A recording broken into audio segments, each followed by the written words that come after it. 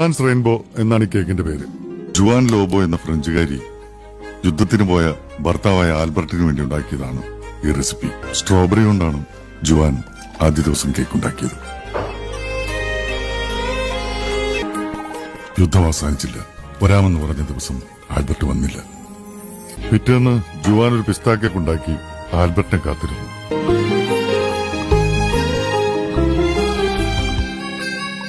പുള്ളിക്കാരൻ വന്നോ? വന്നില്ല. അവൾ അത് സ്ട്രോബെറി കേക്കിനോട് ചേർത്ത് വെച്ചു.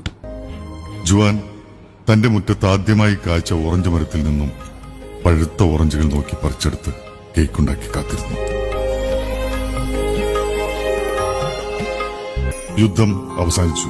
3 ദിവസത്തെ കാത്തിരിപ്പിനൊടുവിൽ അവൾക്ക് ഏറ്റവും ഇഷ്ടപ്പെട്ട ചോക്ലേറ്റുകളുമായി ആൽബർട്ട് വന്നു.